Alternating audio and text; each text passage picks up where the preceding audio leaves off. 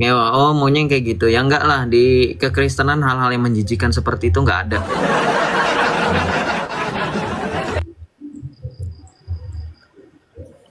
Apalagi yang mau ditanyakan? Kalau nggak ada ya sudah. Kalau kamu misalkan sudah tahu jawabannya Yesus itu adalah Allah ya sudah. Tinggal nunggu waktu untuk percaya.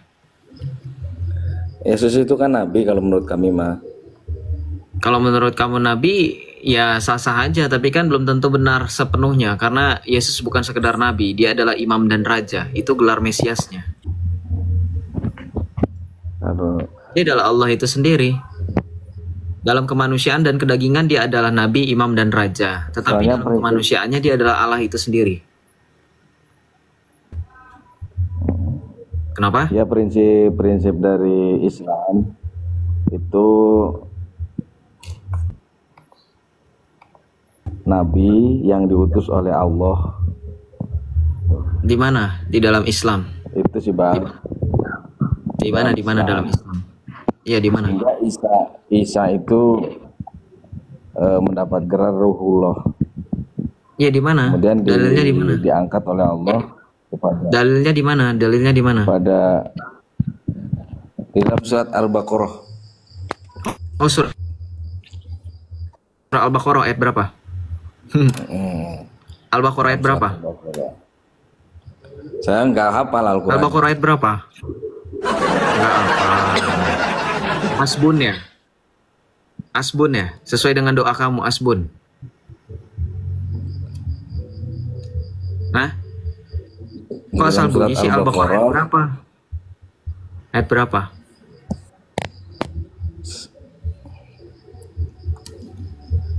Ayat berapa? Ayat berapa ya? Saya cari di Google dulu ya. Cari di Google. Jangan cari di Google lah. Carinya di Al-Quran. Kenapa memang nggak pede dengan Al-Quran? Bukan nggak pede dengan Al-Quran. Terus? Karena nggak hafal. Karena Al-Quran itu kan hanya apa namanya harus dihafal. Tidak semua orang Muslim mampu menghafal Al-Quran. Ada khususnya seperti Gus Baha itu. Jadi yang menghafal Al-Quran itu tujuan perbedaan antara yang menghafal dan yang tidak menghafal apa? Kalau yang menghafal berarti beliau diberikan kemampuan oleh Allah untuk menghafal. Kalau saya kan memang belum hafal, paling beberapa surat aja yang hafal. Oh, berarti Allah pilih kasih? Ya nggak pilih kasih. Ya kalau nggak pilih kasih, kenapa kamu juga nggak dikasih juga kemampuan untuk menghafal? Kenapa hanya orang-orang tertentu? Ya ibaratnya saya diberikan iman oleh Allah untuk percaya kepada Allah itu adalah Tuhan. Sampean nggak diberikan. Ya berarti pilih kasih. Terus apa perbedaannya? Kan perbedaannya apa? Dengan comparing hanya beda kasus tapi intinya sama. Allahmu itu pilih kasih. Tidak mau semua orang dikasihi, hanya pilih-pilih, hanya kamu saja yang dikasihi, saya enggak, kan gitu. Bedanya apa dengan menghafal? Kalau menghafal Al-Quran Gus Baha doang yang bisa, kamu enggak. Bedanya apa? Sama aja kan, pilih kasih.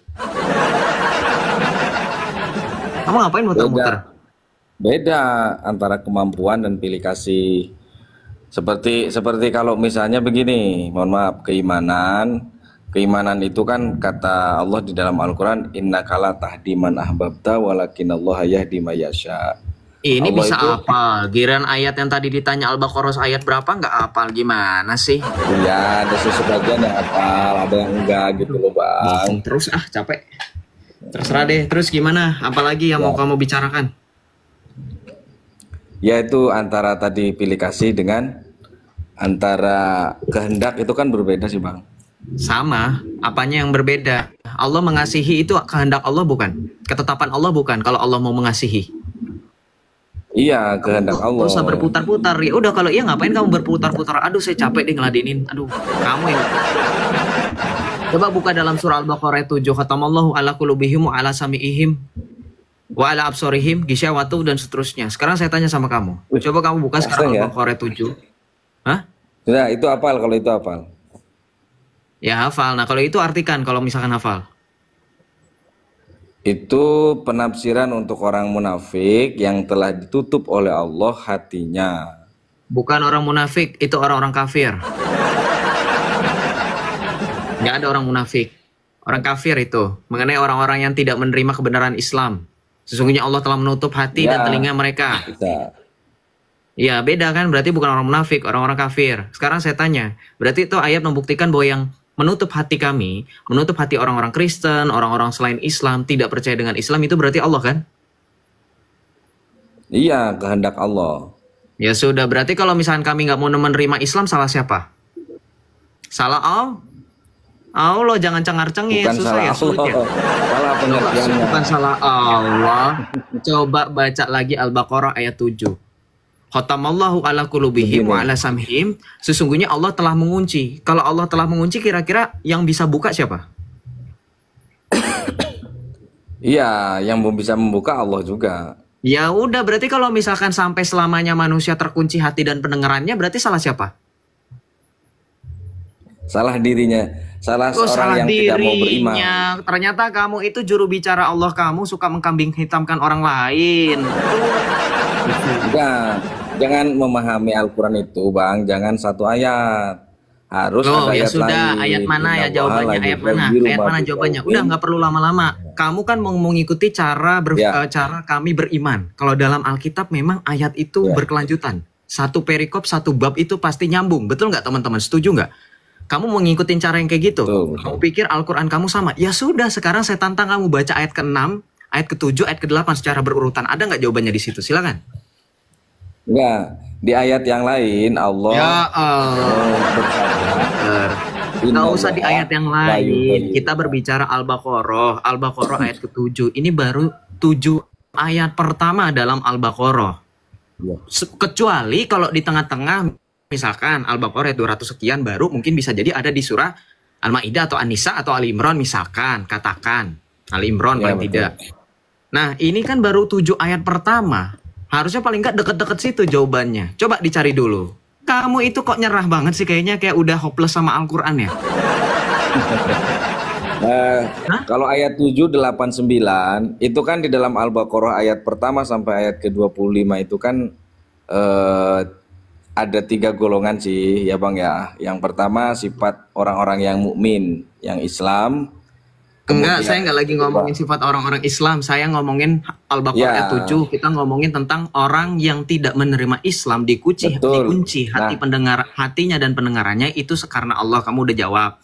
Kalau misalkan sampai akhir hidupnya orang tersebut dikunci hatinya, berarti itu yang ngunci Allah tetap. Nah sekarang saya tanya, yang salah Allah atau bukan? Kamu jawab manusia. Ya sudah, sekarang kalau memang kamu percaya diri dengan jawaban bahwa manusia itu yang salah, bukan Allah, padahal Allah yang mengunci, dalilnya di mana? Ada nggak di Al-Baqarah ayat 8? Bukan, dalilnya bukan di Al-Baqarah ayat 8. Loh, terus di mana?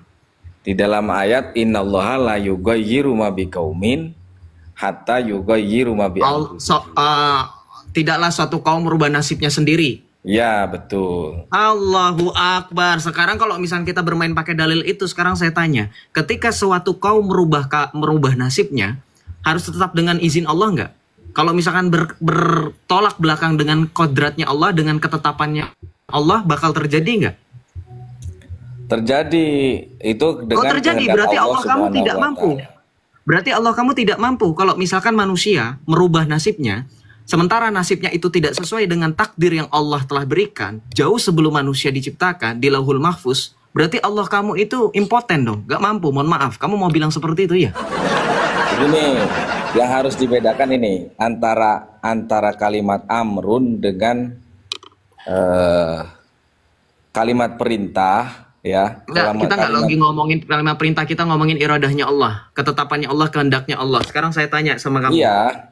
Inama amruhu iza aroda syai'an ayakula lahu kun fayakun. Kalau Allah ingin menjadikan sesuatu, ia berkehendak, ia tinggal mengatakan jadi, makalah jadi. Sekarang saya tanya, kehendak Allah berbicara mengenai ketetapan manusia itu sudah pasti atau belum? Pasti. Sudah pasti. Kalau misalkan pasti sudah sekali. pasti.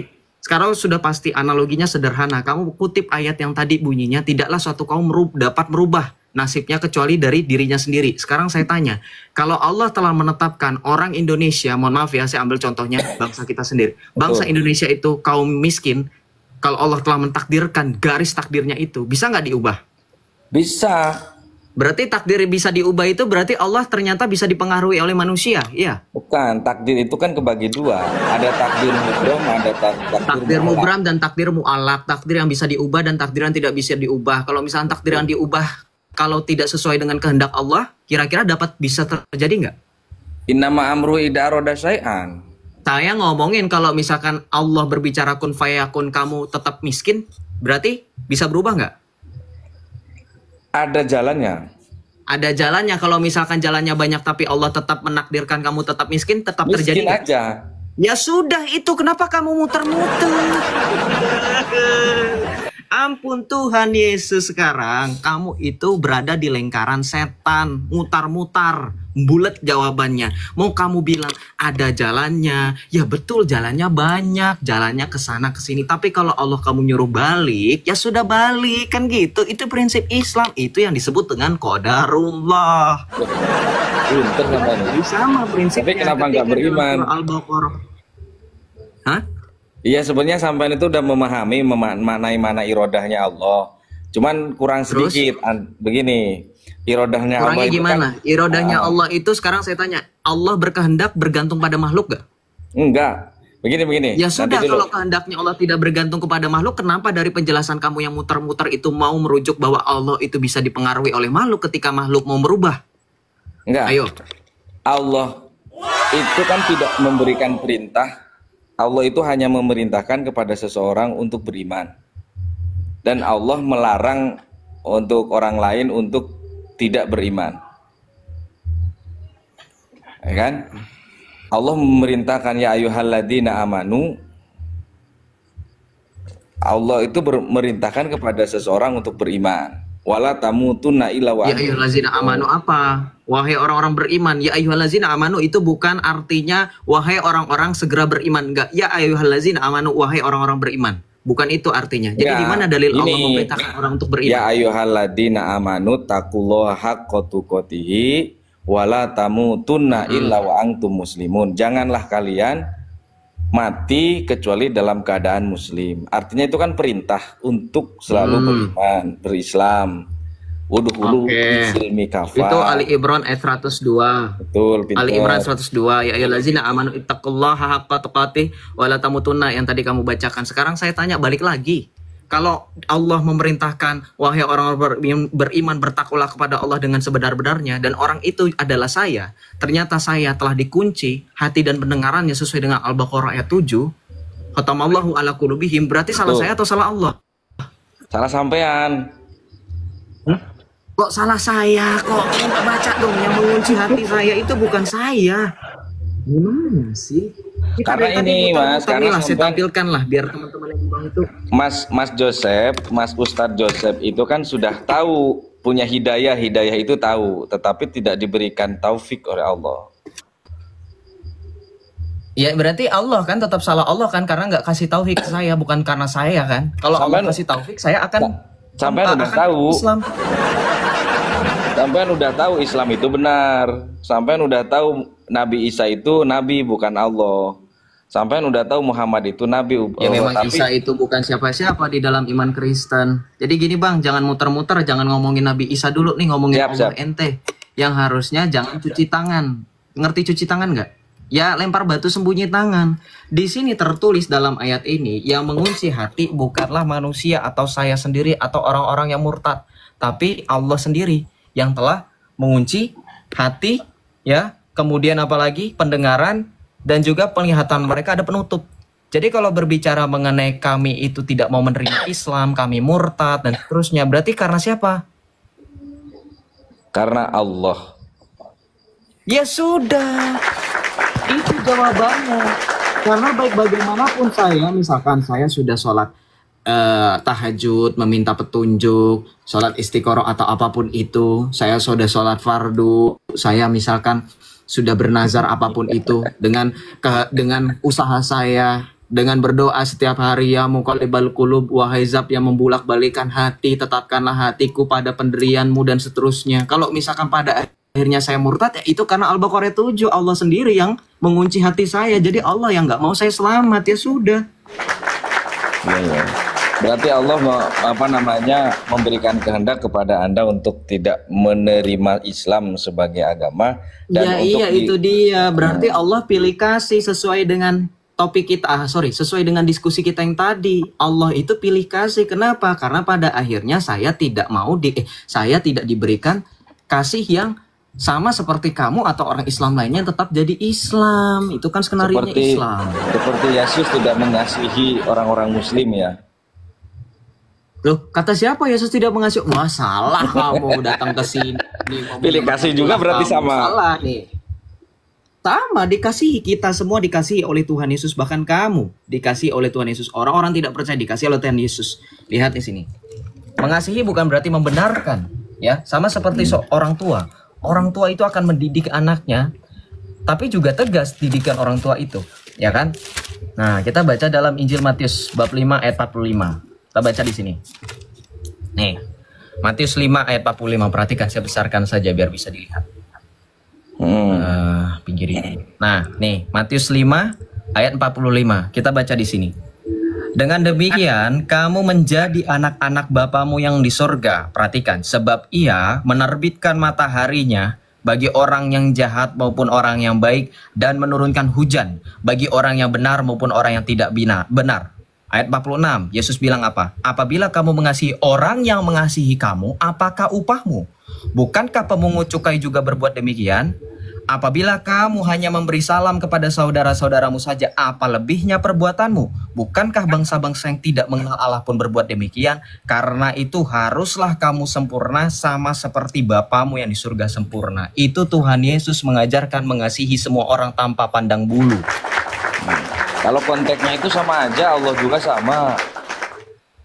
Oh, di mana dalilnya Allah mengasihi semua orang? Orang ya, tadi jelas kok Allah itu mengazab orang-orang yang dia tutup hatinya, dia kunci sendiri. Itu kan udah dibilang. Prinsip cuci tangan itu dikenal dalam ilahmu itu loh. Ini loh Pak. Pak Joseph ini dalam Al-Quran, ya ayuhan nasu inna khalaqnakum min dakarin wa unsa wa ja'alnakum syu'uban wa qabail lita'arofu dan seterusnya. Itu ayat sosial yang seperti tadi dibacakan oleh coba artikan. Coba artikan. Coba dibuka di Google juga sama. Hai manusia, inna khalaqnakum, sesungguhnya kami menciptakan kalian semua, wa ja'alnakum, dan menjadikan kalian semua su'uban, bersuku-suku, gitu kan. Wa qabail, dan su'uban, berbangsa-bangsa, wa qabail, dan bersuku-suku. Dita'arufu, supaya saling mengenal, artinya saling mengasihi. Oke, good. Kamu menekankan kata lita'arufu. Itu kata ta'aruf. Itu ayat untuk apa? Al-Hujurat ayat 13. Apakah itu untuk mengasihi? Allah memerintahkan kalian untuk mengasihi? No. Ini ayat membuktikan Allah kamu menciptakan manusia berbangsa-bangsa, tetapi tetap Allah kamu menginginkan agama cuma satu. Dan orang yang di luar daripada Islam disuruh untuk dilenyapkan. Buka dalam surah Ali Imran, la ikraha fiddin, dikatakan apa? Tidak ada paksaan dalam agama. Tetapi dalam surah Ali Imran juga dikatakan innad dina indallahil Islam, sesungguhnya agama yang diridhoi di sisi Allah adalah Islam. Makanya ketika dikatakan tidak ada paksaan dalam agama, ternyata itu tipu daya semata. Kenapa saya bilang tipu daya? Buka surah At-Taubah ayat 29. Di situ kamu disuruh untuk memerangi orang-orang yang tidak percaya kepada Allah, tidak percaya kepada Rasul, dan tidak percaya kepada hari akhir. Dari mana kasih Allah? Allah sendiri yang berfirman loh, bukan Muhammad, bukan sahabat-sahabat, tetapi Allah yang berfirman dalam At-Taubah ayat 29 memerintahkan untuk memerangi orang-orang yang tidak percaya kepada Allah, para Rasul, dan hari akhir. Surah Al-Anfal ayat 12. Allah akan menanamkan rasa takut kepada orang-orang kafir. Maka dari itu tebaslah bagian kepala mereka dan potonglah setiap ujung jari mereka. Di mana kasih Allah dalam ayat-ayat itu? Itu kan ayat tentang peperangan. Di dalam ayat ayat peperangan. Sekarang saya tanya. Betul sekali. Kalau misalkan berbicara ayat peperangan, Al-Quran itu berlaku hanya terbatas atau sepanjang zaman? Enggak. Kan ada ayat Al-Quran itu ada nasah, ada mansukh, ada yang batal dan menghapuskan, batal dan digantikan. Nah, kamu mau bahas itu malah makin nyungsep nanti Allah kamu, nasih wal mansukh ini. Kenapa nasih wal mansukh mungkin Allah kamu jadi nyungsep? Karena gini, apa arti nasah wal mansukh? Coba kalau kamu mau jujur. Iya, ayat yang menggantikan dengan ayat yang digantikan dengan ayat yang lain dalam konteks ayat yang menggantikan dan ayat yang digantikan. Ayat yang menggantikan dan ayat digantikan. Berarti Allah kamu ketika menurunkan ayat, kalau misalkan mau diganti tinggal ganti gitu. Enggak. Bukan tinggal ganti, coba. Ada proses. Seperti ini. Prosesnya seperti ini. apa? Contohnya begini. Ketika Allah mengharamkan khamar, ya, proses mengharamkan khamar, yang pertama, wala taqrabu sholata wa antum sukar. Tidak boleh mendekati sholat sedangkan kalian semua dalam keadaan mabuk. Itu artinya kan pertama, larangan pertama itu berarti sehari 5 kali dihilangkan. Kemudian yang kedua, Allah dengan ayat yang kedua dihapus dengan ayat yang itu sampai ayat yang ketiga yang mengatakan ya, jadi gonta-ganti gini simpelnya gini, sederhana, nggak perlu kamu ajarin, saya sudah pernah tahu ayat-ayat itu yang kamu itu. Berarti Allah itu tidak konsisten dengan firman-Nya. Coba lihat bagaimana Tuhan Yesus katakan dalam Alkitab, langit dan bumi berlalu tetapi perkataanku, firmanku tidak akan berlalu. Tidak ada ganti mengganti.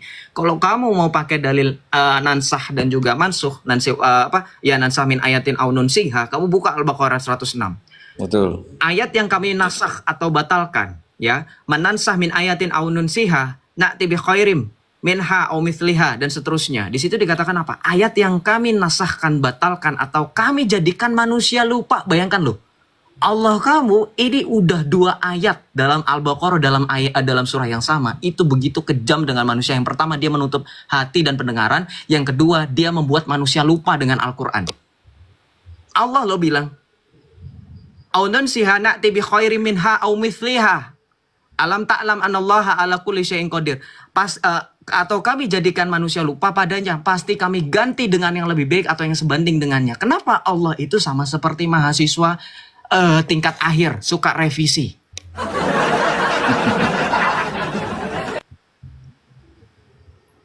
Sebenarnya Al-Quran itu bukan direvisi, karena Al-Quran itu turun sesuai dengan asbabun nuzulnya. Itu makanya ada nasah dan mansuh. Iya, betul. Iya. Ada nasah dan mansuh. Ketika ayat pertama gini. Nah. Ya. Allah itu Maha tahu nggak? Mutakaliman, Maha tahu nggak kira-kira sesuai dengan Maha tahu sekali. Maha tahu. Kenapa Allah kalau Maha tahu dia lupa kalau misalkan ayatnya nanti di depan ada yang dibatalkan? Kenapa nggak cuman 1 ayat saja untuk selama-lamanya, jadi tidak perlu dibatalkan atau bahkan menjadikan manusia lupa? Kalau Allah Maha tahu, kenapa dia tidak tahu kalau misalkan ada asbabun nuzul yang nanti akan mengganti? Jadi ini apa bedanya dengan ABG labil?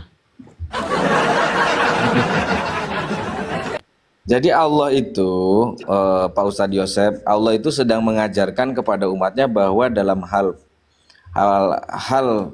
mengajak atau hal berdakwah itu ada proses step by step. Seperti Pak Ustadz Yosef itu bisa memahami tentang ayat-ayat Al-Quran, ada prosesnya, tidak sekaligus. Gitu. Inilah ada namanya asbabun nuzul, sehingga nanti dikenal oleh para ahli tafsir itu namanya nasah mansuh. Begitu. Ini bukan tafsir loh. Ini ayat Al-Quran sendiri. Ini bukan bagian tafsir. Ini firman Allah sendiri dalam Al-Quran Al-Baqarah 106. Ini tidak ada hubungannya dengan proses dakwah. Kalau misalkan ini pun bagian dari proses dakwah, artinya tidak ada konsistensi dalam Islam tentang pengajaran. Artinya bisa jadi ayat-ayat yang seharusnya sudah menjadi tolak ukur yang final. Bayangkan loh, Al-Quran selama ini diklaim oleh orang Islam sebagai kitab penyempurna, tidak ada revisi. Yang diserang adalah kami orang Kristen yang selalu dituduh kitabnya direvisi berkali-kali. Betul nggak teman-teman? Sekarang ternyata faktanya di dalam Al-Quran pun ada ayat yang dibatalkan dan diganti dengan yang lebih baik atau sebanding. Itu sama dengan revisi, Bang. Yang namanya merevisi itu mengganti yang sudah kita tulis atau kita nyatakan, kemudian kita ganti dengan statement lain, atau dengan tulisan lain, atau dengan pernyataan lain yang sebanding atau paling tidak lebih baik. Itu sama. Revisi itu seperti itu. Bahkan revisi itu artinya merubah suatu yang salah menjadi lebih baik, atau paling tidak meminimalisir kesalahan. Sekarang Kalau misalkan Allah itu maha tahu, apakah dia tidak tahu bahwa ketika dia berfirman, dia tidak bisa mengukur bahwa firman yang telah ia turunkan itu sudah baik dan jauh lebih baik daripada kitab-kitab sebelumnya. Kenapa justru masih tetap ada yang namanya nasah dan juga mansuh? Oke. Ternyata tidak sepaham lah ya antara santri kampung dengan tidak sepaham. Bukan sehingga... tidak sepaham, Bang. Kita bermain logika begini loh. Maksud saya gini, saya menerima klaim-klaim teman-teman Islam Allah itu maha tahu, Quran sempurna dan seterusnya. Tapi kita uji setiap orang yang mengklaim sesuatu, kita uji betul nggak?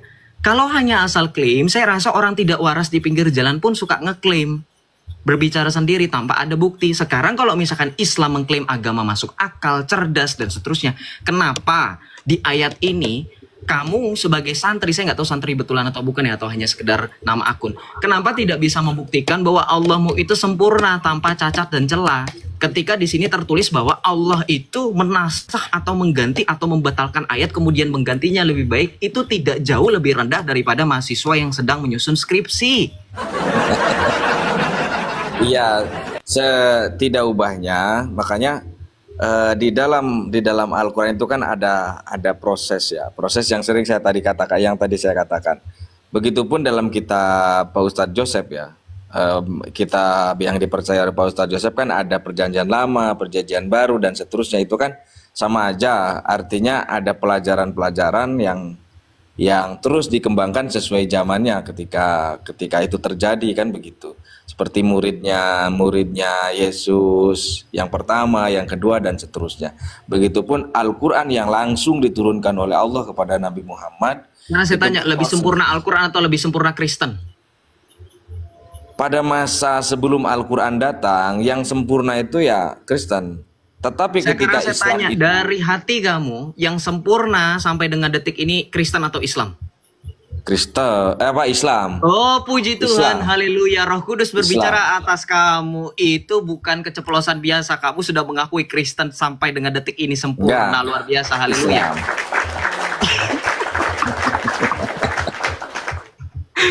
Dengerin, kalau kamu mengakui Islam sempurna, dengerin, kamu juga harus menerima konsekuensi. Artinya sampai dengan detik ini kesempurnaan itu bukanlah kesempurnaan yang final. Karena pada akhirnya Allah tetap menggunakan revisi berulang-ulang. Karena memang kan Islam mengakui ayat-ayat yang sebelumnya diubah, diganti-ganti, ya toh dalilnya seperti itu. Taurat sudah diganti, diubah. Injil apalagi, Zabur juga katanya seperti itu. Lalu apa bedanya dengan Al-Quran? Sekarang gini yang menjadi permasalahan, ingat inti dari permasalahan. Kenapa saya mempermasalahkan ini penting loh. Ini firman Tuhan. Kalian mengklaim Al-Quran itu 100% firman Allah. Bahkan di dalam Al-Quran ada ayatnya bahwa Allah menantang secara terbuka orang-orang untuk membuat ayat tandingan. Sekarang kalau Allah membuat, ya sama di surat Al-Baqarah juga kan. Nah, Allah membuat tandingan atau challenge atau sayembara, semacam sayembara untuk orang-orang membuat ayat yang sebanding dengan Al-Quran. Sedangkan Allah sendiri menurunkan ayat-ayatnya itu tidak konsisten, dibatalkan dan diganti. Bagaimana bisa sama? Bagaimana tidak bisa sama? Makanya saya tadi bilang sama dengan kami manusia. Kalau kami menyusun tulisan artikel ilmiah, kami pasti akan revisi-revisi. Nggak sempurna 100%. Masalahnya ini Tuhan.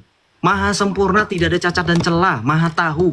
Kenapa lebih rendah daripada kita manusia? Lebih rendah daripada mahasiswa? Sudah? Iya. Oke.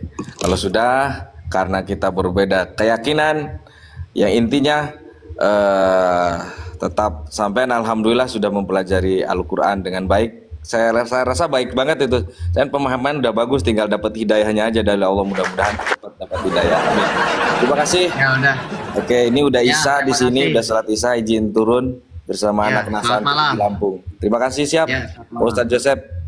Ya, selamat malam. Kalau masalah sholat Isya jangan jadiin alasan. Sholat Isya itu panjang waktunya. Kamu masih di sini sampai jam 10 pun masih dapat. Saya juga nggak nyampe jam 10. Gak usah doain saya dapat hidayah. Saya sudah dapat hidayah dan hadiah. Bukan sekedar hidayah. Hidayah di dalam Kristus dan hadiahnya adalah mahkota kehidupan kekal. Ya, gitu.